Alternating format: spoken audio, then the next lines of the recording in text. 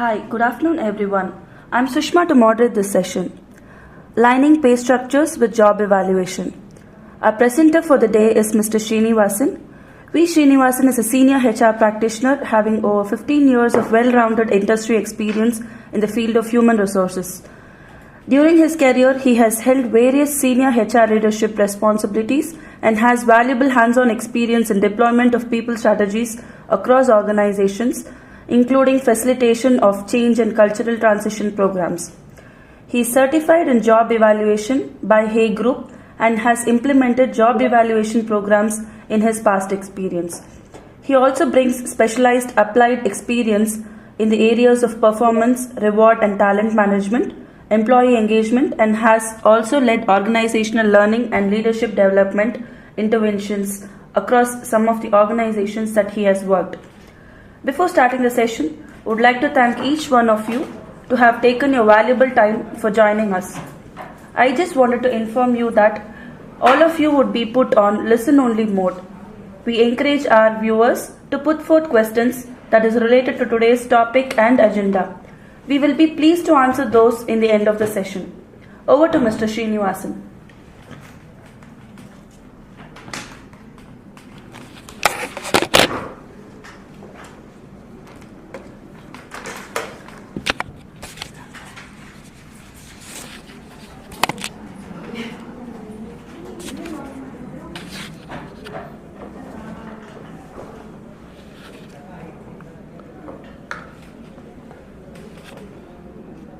A very good afternoon, friends, and at the outset, thank you so much for taking out your valuable time and showing your interest towards this webinar. Before I start, I would like to thank ADP for inviting me to talk about a subject which I am very passionate about, and I'm quite sure that most of you all during the course of your work experience in your organizations would have heard about and would have grappled with in your own roles and capacities. So the topic for today's webinar is aligning job evaluation with pay structures. So before we really proceed, let me give you a flavor of what we intend to cover today. I would like to talk about a few focal dimensions, primarily revolving around job evaluation today with all of you, and also trying to relate how job evaluation really marries towards helping a compensation management system become far more effective and far more robust. So this is broadly what we will cover. Of course, it's a very vast topic with tremendous opportunity to go deep, but as they would say, we will try our best to sort of converge an ocean within a teacup in as effective a way as possible. So we will cover the following aspects today. Firstly, I would like to talk to you at a broad level, share my experiences on what factors really influence pay in an organization. And we would thereby really try and understand what are the focal elements of a compensation system in any company. We would from there move into a deeper understanding of what really is job evaluation. And as we try and understand what job evaluation is, we will also try and establish the distinction between what job analysis is, what job evaluation is, and what are the different purposes of both these activities. Having established that difference, we would go deeper into understanding today what really job evaluation is about. Why do companies, what is the real imperative for organizations to establish a robust job JE systems? How would a good JE system really help a company? How would it help the business? And in this regard, we would discuss a few methodologies which companies in India and abroad have demonstrated for evaluating their jobs precisely.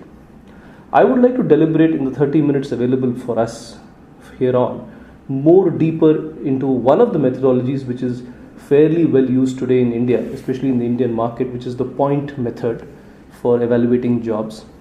And we have different firms such as Hay Group, the Mercers, who also use the point method fundamentally when they evaluate jobs. Of course, their approaches will be different, and we will also touch upon some of these examples. Having discussed this, we would try and then establish how an evaluated job or a set of jobs, once they are evaluated, how do they really help the organization then create the right kind of pay banding or the pay structures around jobs? So for example, as many of you would know, in your organizations today, we have salary bands for different grades, levels, corresponding to different job families. The question is, how are these salary bands really created? The entire genesis of salary banding must fundamentally start with having done a well done job evaluation exercise. So if you have salary bands, if you have pay bands, if you have broad bands in your compensation structure, and you have not done a proper well established job evaluation, there are certain pitfalls of such an approach which we will understand, and thereafter we will conclude the webinar. So here on, I think I would try to compress and discuss these aspects in fairly brief yet simplistic detail over the next 25 minutes, post which we will leave the floor open to all of you to voice your questions. You are free to ask me whatever kind of question at a practitioner level which may really concern you about this particular topic, and wherever I am able to provide you an answer based on my experience, I'll be happy to do so. And if we are unable to provide you an answer also, we will note your query and come back to you with an answer shortly after the webinar.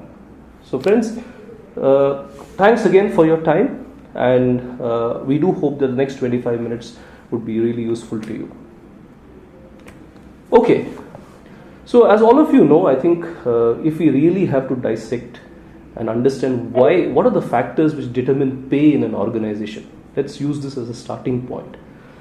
In my understanding, there would be broadly 6 factors. I think the first and foremost is a job. I mean, you pay for a job. The individual comes next.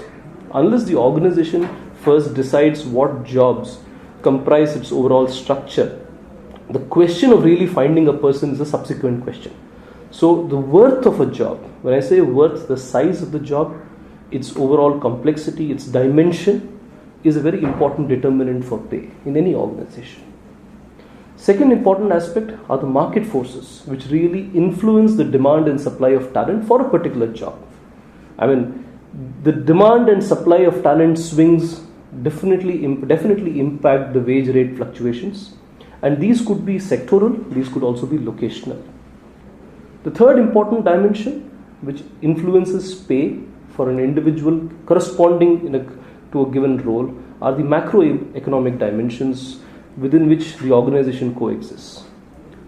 Depending on what kind of a growth cycle the company is in, depending on whether we are in a recessionary phase, whether we are on a fairly steep growth phase, looking at the parameters of inflation, the cost of living indices, how they move across in different pockets of the economy, these definitely have a bearing on companies' decisions with respect to compensation structures which it offers to its people. The fourth important aspect which influences companies' decisions towards pay are internal equity considerations. When I say internal equity considerations, we are really talking about what are the kind of inequity which is built within the organization among people. I'm sure many of you would see and would have seen in your organizations, you have people with similar experience, similar qualification, probably doing even the same kind of a role, but are at vastly different ranges of salaries. The question is, always there is a need for today, and because of this inequity, what it does is it does create a sense of demotivation in the minds of an employee, and today, in fact, inequity becomes a serious issue when it comes to retention of talent. So therefore, internal equity is an important determinant influencing pay.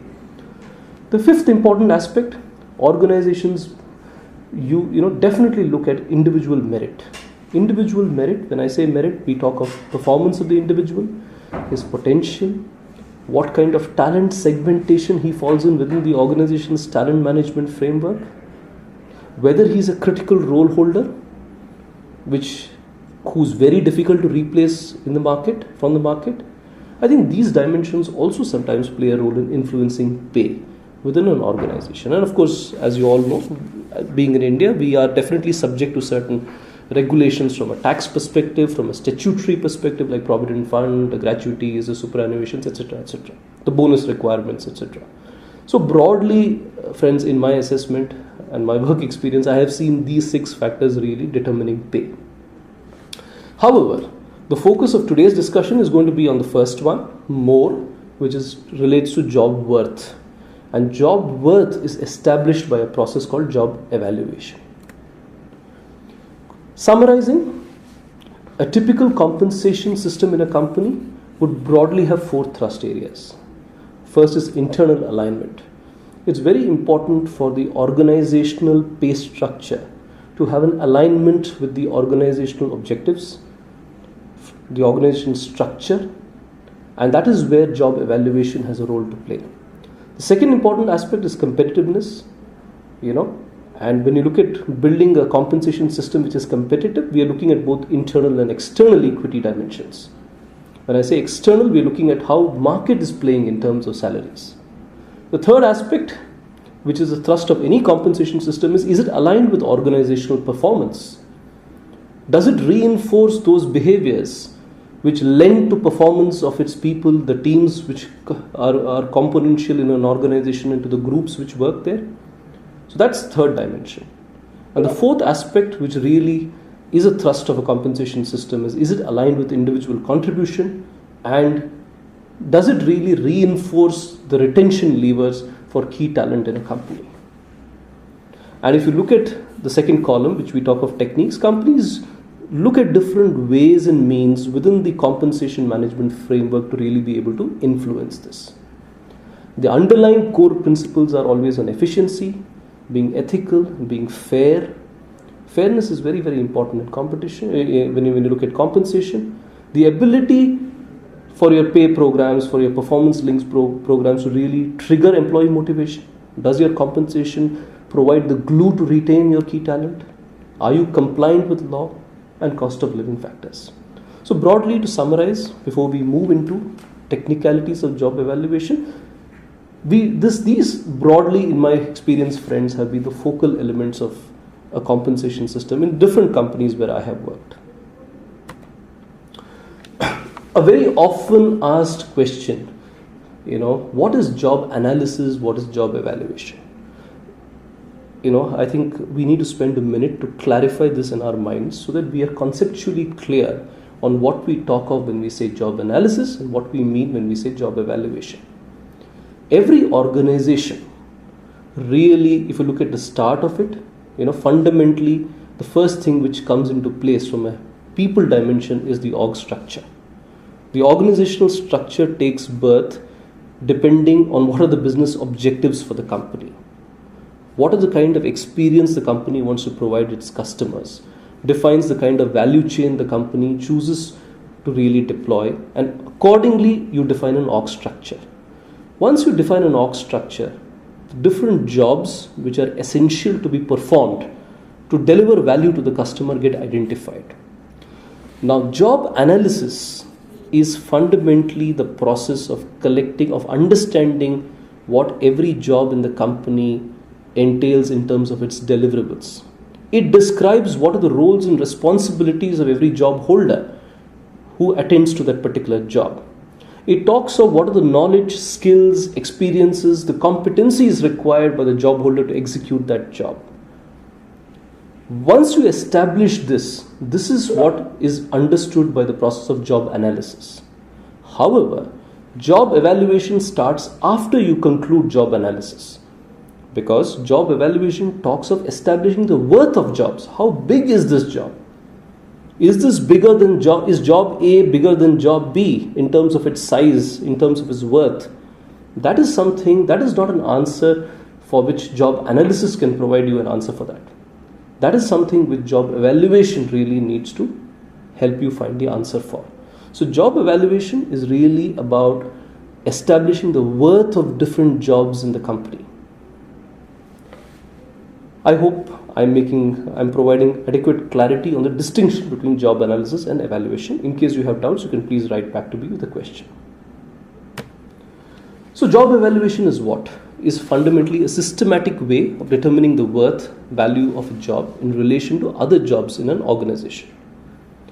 It is a systematic process of analyzing and evaluating jobs to determine the relative worth of each job in a company, in an organization. And thereby it forms the basis for designing the compensation management system in a company. So let's think about this. What does this mean? Unless I establish the relative worth of different jobs in my organization, how on earth am I really going to have a compensation policy in place which differentiates salaries for different jobs? For example, if you take the sales function in your organization, surely the person, let's say, assuming it's an FMCG company, the person who's a territory sales executive, and if you look at the job, the complexity of his job, its overall size and worth, it surely will be at a differentiated level compared to the vice president of sales in the same organization. Unless I establish this relative worth between all jobs in the sales hierarchy, I really cannot establish a compensation policy where I can fairly differentiate wages across each job holders in every family. Obviously, the salary for a person who is heading a sales function is far more than somebody who's at the middle management level or at a junior level in the sales function. Why? Because the worth or the value of the job or each of these jobs in the hierarchy is different. And that is what job evaluation is all about. It tries to assess jobs, not people. It says that the standards of job evaluation are relative and not absolute. And as I mentioned before, the raw information for a job evaluation activity is obtained from a job analysis exercise. So what is the approach to job evaluation in a company? Most companies typically, and we will come to this with examples which will make it a little more clearer, fundamentally or at the first level, I think companies decide after having done job analysis on what kind of a job evaluation method they must use. Having chosen the kind of method, it is important because depending on the scale of the company, you can have many jobs with their shades of difference, with their shades of modificational dimension coming in because of the dynamism of the business. Many companies operate across locations. Huge companies, for example, 25,000 people, 30,000 people, they have a host of jobs. So obviously, one man cannot do job evaluation across the company for all jobs. So you need to create a panel of trained members who decide which jobs need to be evaluated, how they need to be evaluated, and by which methodology we need to evaluate them. Having done that, all jobs in the company need to really be evaluated, and the evaluation needs to be documented. But that's not where the exercise ends, because you then need to go back to the employees who are working maybe in some of these jobs and also communicate to them and take their sensing on how they perceive the exercise and take their inputs. In the process, there are questions, there are challenges which get raised in a company, which helps us further refine the entire method. But fundamentally, if you look at the whole cycle of job evaluation, it starts by choosing a method, creating or developing ownership of the entire implementation through a panel, training people in the panel to really evaluate jobs across the company. So one man can't really evaluate jobs across the company. There have to be a set of people because it's a subjective process at the end of the day, and you will realize why it is as we go further. So there has to be a panel which evens out, debates, discusses, and then comes to consensus and creates the right kind of evaluation for every job. Because this is so very important. You can't get your evaluation completely off the mark, because if you don't evaluate your jobs precisely and accurately, you're going to tomorrow have a wrong basis or an inaccurate basis for taking decisions on compensation. Broadly, and this is a little theoretical, but I would just like to tell you for your information, since we are all professionals discussing a subject of this nature, there are 4 different kinds of approaches towards job evaluation which are conventionally used. There is something called a job ranking method, where the jobs across the company are really stacked up in ranking order. I'm not going to go more detailed into this. This is something you can always read up, and of course we'll be happy to give you more literature around this if you want to know. There is a method called the job classification method which is used in several companies. There is also a method called factor comparison method, which is linked to certain key job factors which are then compared. But the most pertinent and one of the most approaches where I have had experience and which I can talk about with a little more conviction is the point systems based method. I've had the privilege to get trained by Hay Group on job evaluation, and I've also worked with the Mercer models in several companies. So I would be happy to share with you a little understanding on how the points systems based approach towards job evaluation really works. And of course, we will also compare these at the end before we conclude our presentation. So friends, let's go deeper into how a job is really evaluated using point method. There are broadly 7 steps.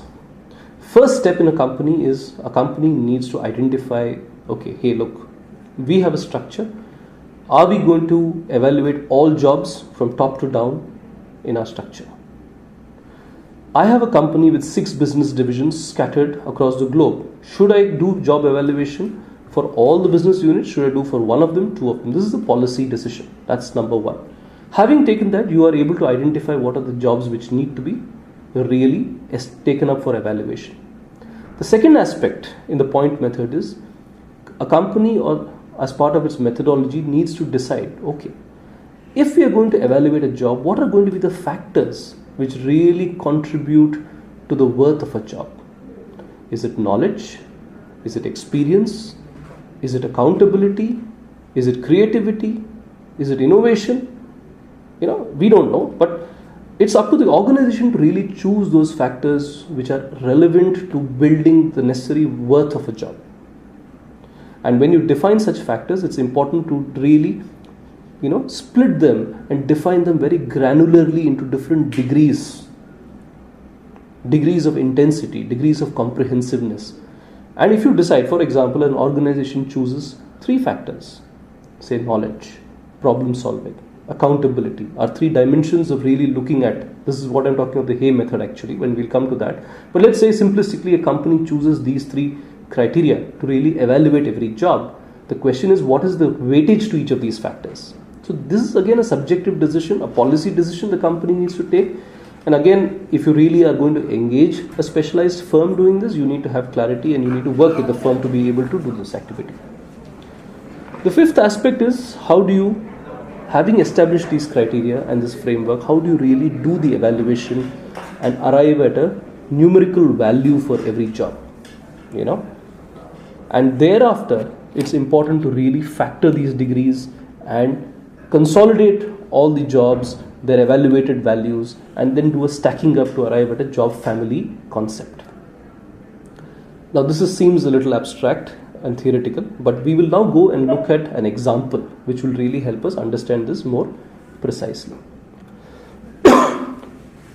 So friends, let me first talk about, in brief, the Hay job evaluation method, which adopts a point-based approach, right? As per the Hay job evaluation method, there are 3 important factors which really govern the worth of any given job. The first is the know-how required for the incumbent in the job to be able to execute the job successfully. Sorry.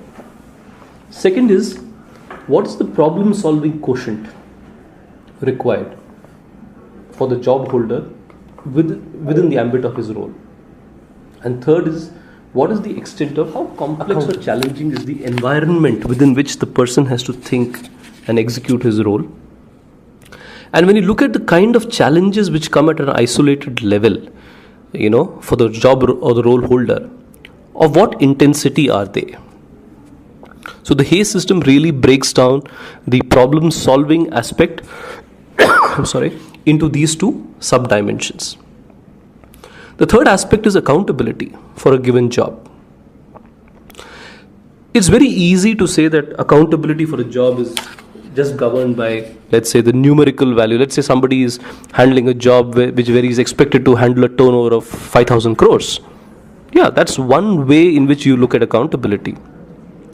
But accountability also needs to be seen through 2 other ways, which the Hay group brings to fore. They say that, look, every job, apart from having a measurable magnitude in terms of the area of impact, also can be categorized in terms of the nature of its impact.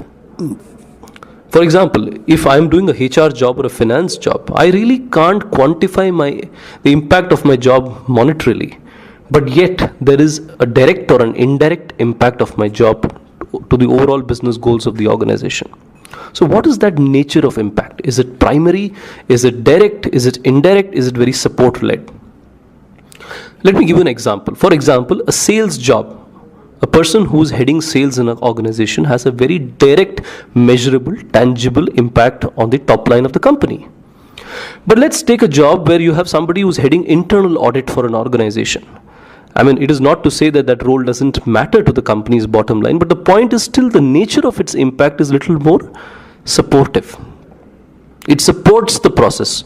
By having a strong internal audit function, you're really able to understand the gaps between how you're following the existing processes which need to be followed, what is your level of compliance, and thereby, when you plug them, you're really de-risking your organization tomorrow with a situation which may impact your brand reputation or which may ultimately cause you to really get hit on the bottom line because of penalties or because of consequences. But if you look at the job, the nature of impact is more indirect. And of course, the first one is the freedom to act. So when Hay really creates and evaluates job as per the Hay method, they really break down these three compensable factors into these sub-factors. And then they score every job on these factors. The cumulative score on all of these 3 plus 2 plus 3 sub-parameters, sort of adds up to something called an overall job size, which is a measurable number. So for example, if I have 100 jobs which I subject to through the Hay job evaluation method, I would have derived 100 different scores for all the 100 jobs based on an evaluation on these dimensions. That really helps me then understand that, okay, look, what's the distance between job X and job Y?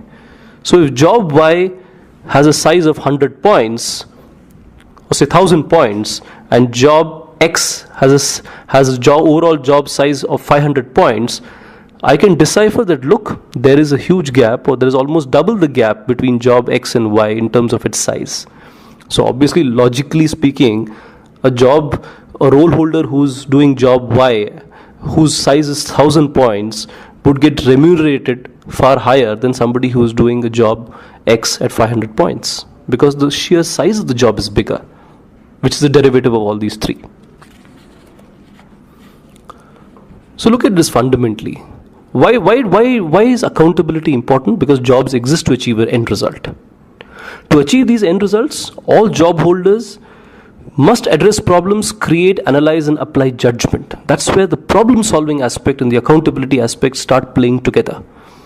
And beyond that, every job holder requires a certain level of experience, knowledge, commensurate with the scale and complexity of the results, which is why the know-how part becomes very important dimension of job evaluation in the Hay method.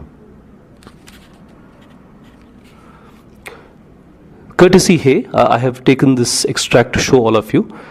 This is how really the Hay job evaluation index defines know-how, problem solving, and accountability. What is know-how? It is the sum total of what a person must have the capability to do to be effective.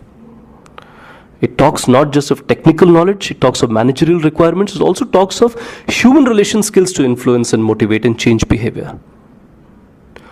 Problem solving is what? It is the requirement for and the ability to use know-how effectively to develop solutions. This is a very interesting aspect. Know-how becomes the basis. If my know-how quotient for a job is X, that X really has an impact on the Y, which is related to problem solving. Because problem solving is a derivative, in one sense, of your know-how quotient of a given job. And lastly, accountability. And the Hay system looks at accountability from three angles in terms of freedom to act, what's the scope, what's the impact, which we discussed. So if you look at the table below, typically, let's say, I'm just giving an example. Let's say these are 3 sample jobs among 1,000 jobs in an organization which have been evaluated using Hay methodology, Now, Hay has something called a Hay guide chart for job evaluation. And, as you work with Hay tomorrow, you will understand this little more deeper and closer, because it is proprietary to them and they know how, you will be able to see it. But when you evaluate a given job, you would be able to really establish a score or come to a pointed numeric factor for each of these factors. Like, for example, in this example of evaluation done for a company, for a manager's role, Knowhow component for that job had 304 points as per the Hay chart. Problem solving came to 115, accountability 152, and totally the job had an overall Hay score of 571. Likewise, but the point to understand more than these numbers is, look, in a point system approach, what are you doing? You're really doing a subjective evaluation, but you're using a method which is able to translate and convert that subjective evaluation into a numerical final outcome or a number. The moment you have a number with you, look at this. Immediately you can make out that a manager's job and a supervisor's job or a system specialist job are at varying degrees of size. For example, the supervisor could be for all you know in this example in production, and the manager could be a finance manager. But still, the family of jobs to which they belong are at a distinctly higher level of size. See, if you have thought about this more closely, why do companies differentiate perks and benefits at every level? For example, you may have seen that managers in a company are entitled for some benefits. Senior manager, as you go up the ladder, your entitlement starts increasing. A vice president of the company starts, in fact, being given a company car. Maybe a director of the organization is given a company-owned house. Why is that differentiation entitlement happening? It is in one way, an opportunity for the remuneration system to really recognize the difference in job size of all these role holders. For example, if I have a manager and a system specialist working in my same organization, there is a drastic difference of almost about 30% here in this example, more than 30, almost about 35 to 40% in the job size of a system specialist and a manager. So obviously in an organization, I need to have some kind of a differentiation built in terms of level, grade, remuneration between both these category of jobs. But can you do this without having done job evaluation? It is very difficult. That is why job evaluation is very important, because it helps you in a very precise and accurate way establish the distance and size or the difference between relative distance between different jobs in a company. Look at this. This was an example of a company where so many jobs, this is just one sheet, there could be another 10 sheets. Let's say of jobs which were evaluated through the Hay approach. And in this example, the company concluded that, look, so you have jobs which were evaluated at 1, 2, 3, 2. If you look at the far right column, Hay points, all the jobs in this sheet have been stacked up in descending order of their overall job worth through the Hay JE approach. So once you stack all jobs on a descending order basis, the next step which a company does is they sort of categorize and create certain families of jobs linked to job size. So for example, in AGM commercial, AGM projects, AGM technical, and a manager yards in this example, all are under one category A or one family of jobs. So likewise, what happens is the next thing a company would logically do before even getting into salary fixation is first, after having done job evaluation, is to really create job families. So you can see all these category A, B, C, D, E are what? They are nothing else but your job families or position families or role families, whatever terminology you may want to use, we can think of it, but the concept is as such this. The reason you need to do this is, once you break this into bands, then you have a basis to really get into the next activity, which is about creating levels, grades, salary bands for people working in different categories. How many times have we seen in our companies that, we have seen that there are people, for example, paid differently at different levels and different grades, but ultimately doing the same job. This is a complaint I have seen across my career. Though we try as HR professionals to really bring a fix on it, but we are never able to create the ideal world because many things are inherited, as part of the organization's growth cycle. When the organization is small, it really doesn't think of the need to do a job evaluation. So we just keep hiring in people, bringing them in whatever slots, levels, designations. Suddenly we are confronted when we become a 500 big company with a situation that, hey, look, I'm having a situation where individual A and individual B are doing the same job, but individual A is a senior manager, individual B is designated as a manager, and salaries of the senior manager are in fact lesser than the salaries of the manager. So all confusion galore. And at the end of the day, how much as an organization can you keep correcting salaries within? You can't. There's an affordability issue. So the whole point is, look, if you do job evaluation foundationally, properly, well as an organization, you're actually creating a science behind really creating the right bands, levels, grades in a company, and your anomalies will be lesser. Let me introduce you to another approach, which is the Mercer based approach. It's called the Mercer IPE approach, position evaluation approach. So the concept is similar, but unlike Hay, Mercer evaluates jobs on, as I have seen it, and Mercer IPE approaches may have also refined. This is something which I picked up from my experience in 2008. But the point is that at that juncture, the factors of evaluating a job were fivefold. There was something called impact, communication, innovation, knowledge, and risk. So if you just read this slide, you'll realize that in one sense, whatever we discussed as part of Hay, I think the Hay factors were know-how, problem-solving, accountability. But many of those sub-dimensions are getting sort of reclassified under different heads here. But of course, this is the Mercer IPE approach. I'll pause so you can just have a look at this. Look at impact. Impact is again broken into three sub-aspects: organization, impact, contribution. Communication is in terms of communication and frame, nature of the frame. So like this. Again, like Hay, once you do job evaluation using, or the position evaluation is the right word, using the Mercer methodology, you're again able to, classify jobs based on their established worth or size. So, like if I have to quickly go back and show you that we categorized all these jobs, say jobs from 1232 points to 1062 under category A. Under the Mercer system, again, we call it something called a position class, where all jobs from a certain point range to certain point range were classified under distinct position classes. And really, when you look at these classes, this is how it pans out. So this is the IPE class here.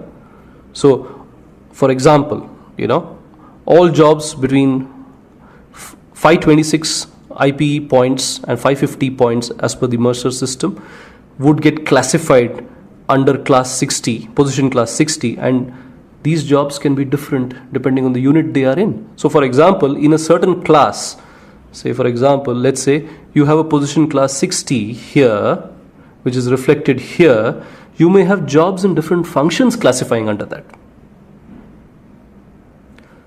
So this is how we really create, or supposed to create. This is how job evaluation helps us scientifically to establish the right kind of a grade, level, structure in a company, which has a direct relationship to the size of the job in the organization and to the overall business where you are in.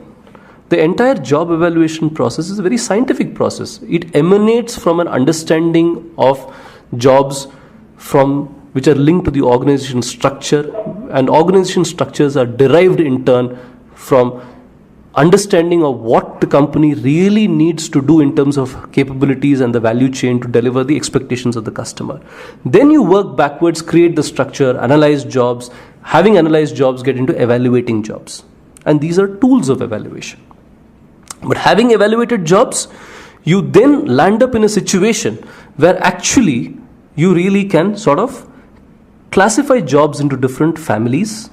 Having classified them into different families, you can take differentiated but logical decisions with respect to level, grade, perks, benefits, remuneration, and even benchmarking with the market. So let me quickly recap, as we conclude this discussion on the point method for job evaluation. What are the key points to note if you really have to do effective job evaluation in a company? Please note, when we do job evaluation, we are evaluating the job, not the individual who's in the job. That's the first fundamental, as they would say, concept. Look at the job. So when you're looking at a job, again for evaluation, you need to assume that the job is performing at a certain acceptable level of performance. Like for example, if I'm evaluating a job of a vice president in sales, I may wish to assume that he's meeting about 90% or 100% of his budgets, and then develop an understanding of accountability and evaluate the job. Now, if I assume that the job is delivering at 50% of its given parameters, then it will skew the understanding. I hope I'm clear on this. Very important, when we do job evaluation, we are looking at the current state. We are not looking how the job was 3 months back or how it will be 3 months later. What is today is what gets evaluated, studied and mapped, or reverse mapped, studied and evaluated. Most importantly, job evaluation exercises need to require organizational time investment of resources. Top management buy-in is so very critical, starting with the CEO or the MD of the company. It's very important because organizations today are very dynamic. The businesses change, structures change. Today we have hierarchical structures, tomorrow we may have more flatter structures. Today I have seen in my own lifetime organizations moving from geographical structures to vertical based structures, and when structural changes happen, the first thing which happens is, look what's happening, your jobs change in terms of their dimensions, which means no longer can you have a certain job holding the same job size when the environment and the context of its operation has changed. So this is something which we really need to keep in mind, and that's where top management buy-in is required. This is an area where you may need to take hard positions. For example, all the while, the CEO or an MD of a company may have thought that, for example, a certain functionary reporting to him was holding a very critical role. Not that he doesn't hold a critical role, but suddenly, in a job evaluation process, it may come as a revelation that, look, hey, the job size of your CFO or your head of HR is actually ahead, or sort of far ahead, stacked up than even 2 or 3 of your business heads. The question then is, would you reject the exercise as something which you don't want to accept, or would you really then say that, okay, if this be the case, how do we deal with it, and how do we use it, and how do we communicate around it, and how do we use it? That's the second dimension to it. But that's very important. You can't successfully implement job evaluation without taking top management into really your fold, and consensus is important. Fourth aspect, understand the business context before you evaluate. Very important. As the Hay method or the Mercer method, for examples, would have illustrated to you, and there are different companies and different methods. It's not that only these 2 organizations provide. I am sharing with you primarily because of my familiarity, but the point remains that, look, whatever be the methodology, you really can't evaluate jobs accurately if you have not understood the dimensions of the business within which the job exists. So that's very, very important. Yes, when you evaluate jobs, need not look at the existing pay levels grade. Very important for companies to create a job evaluation panel. Why is a panel required? Because, see, for example, even if, let's say, I am entrusted with the job of evaluating a certain job, it is ultimately a subjective interpretation which folds into numbers. And the way I see it and the way Mr. X and Mr. Y, who are my colleagues, may see it, may all have variations. So it's very important that variations get understood, accommodated in a democratic way, and there is a discussion and dialogue around it before you finally say that, okay, hey, look, this is the evaluated worth of a job. And when you really evaluate, sometimes there could be challenges. For example, for all you know, your production head may come and say, I have complete disagreement with the way that my job is stacked at this level or this range. The question is, there has to be a channel in the company for such voices of grievance or logical grievance to be aired. So you need to have an appeals or review committee which constantly reviews questions or queries on job evaluation, the points, the scores, the stacking up, etc. We did not delve much more, and this is something you can always read, and there's lots and lots of literature available in the net, and many of your organizations may also have adopted these methods. But see, beyond the point method, there are also other methods. Typically, there is something called a ranking method, there's a classification method, there's something called a factor comparison method.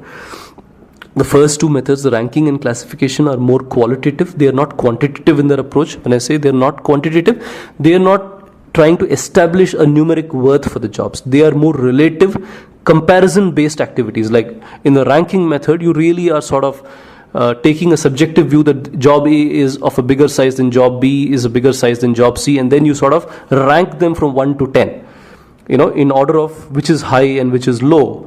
But then how much high and how much low, that dimension doesn't come out in a ranking approach, which comes out very well in a point system, because in a point system, really, you're actually trying to not only build relativity through an objective process, but you're also able to measure the distance. Why? Okay, a very important point practically. Why is distance between jobs important? It's also very important when we create teams in an organization and create the org structures. Can I report to my boss if my job had a job size of 500 points and structurally I had to report to a different role and that role had a job size of 525 points? Do you think it would be a logical sensible reporting structuring? May not be, because there is practically no difference between the job size of somebody, between the reportee and the reporting manager. So what does happen is it actually creates redundancy, and you're having a sense of overstaffing, and either way there is a casualty, because the subordinate feels that the boss may keep trampling into his space more often than not, and the subordinate may feel that the boss is really insecure or worried about, because the role is not having sufficient gap in terms of job size. So when we create reporting relationships or when we build an organizational structure, having done job evaluation really helps you to create reporting structures which are sensible, which have the right gap, so and time space for people to grow into the next level job. Finally, we come into this concept that let's say an organization has evaluated all its jobs. What do you do with it, and how do you create a pay policy? So typically what companies would do is, once you have classified your jobs into different families, companies would like to study from the market or even look internally that, hey, look, if these are our job families, what is the kind of market salary range for similar job families in the industry outside? Now, this is something which organizations do using a market survey method. I mean, there are different approaches to really doing a market benchmarking activity. But when you go to the market and you benchmark similar organizations or organizations which are relevant to you, and you study what are the pay ranges in those companies and link them and compare them with what you're offering to your existing workforce in the identified job families, you may come to a certain understanding that, hey, look, for this job family A or B, I need to be pegging my salary here. This is, of course, a call the company has to take, because it is also a function of affordability, the nature or the stage of the business. I mean, if a company's margins are not so high and it's not, you really can't be positioning your pay at the 75th percentile of the market. You may just want to be starting with about the 30th percentile or the 40th percentile and then build it up. But before you really create a pay policy, you need to have an understanding that every job family, what is the market rate, which you should use the data, and then you create really the pay structure. So if I look at this top right graph, this is how typically you will have something called a pay policy line, which is basically evolved by comparing every job or category of jobs, if you look at the job evaluation point range with that of the market. So let's say jobs between 100 to 150 points are category A jobs. So the many organizations use a method called broad banding, where they try and, offer a wide range of salary for a certain category of jobs. So, so typically, for example, all jobs in category A, which is category A jobs, let's assume are jobs with a job size of between 100 to 150 in this example, the salary band for these jobs may start at 1,000 rupees or say 1 lakh rupees and may go up to about 3 lakh rupees with a certain midpoint of 2.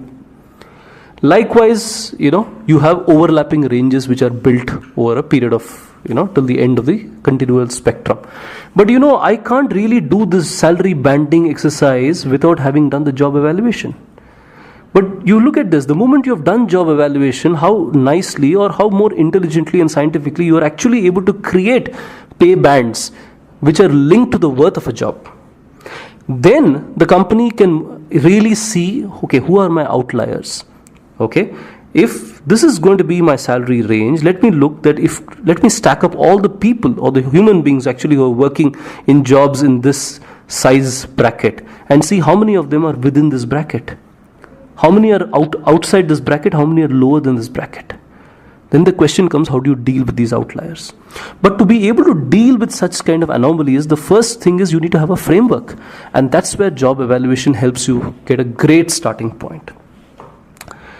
So friends, gradually as we move to this area, we are moving into a deeper and deeper area of compensation, and I would be wanting to cover this in the next series of our compensation webinars, which will happen next month, where we go deeper into salary structuring, banding, broad banding, how do we do market-based compensation studies, and we would get into more into those dynamics to really understand how it works.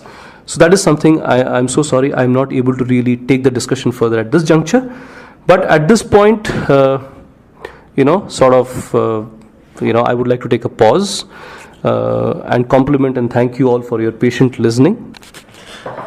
Thank you so much for such an interesting and useful session, Mr. Srinivasan. We welcome your feedback, audience, and any questions that you have, you can always write to us with your name and mobile number. Our expert speaker would get in touch with you.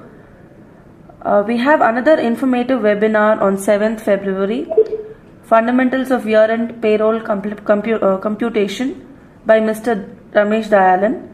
He is an expert in payroll compliance and implementation for organizations. We will share the details of the webinar shortly. And we have the same session, the next series of the same session will happen on Feb 13th. We will share that details also on our emailer shortly. Thank you so much.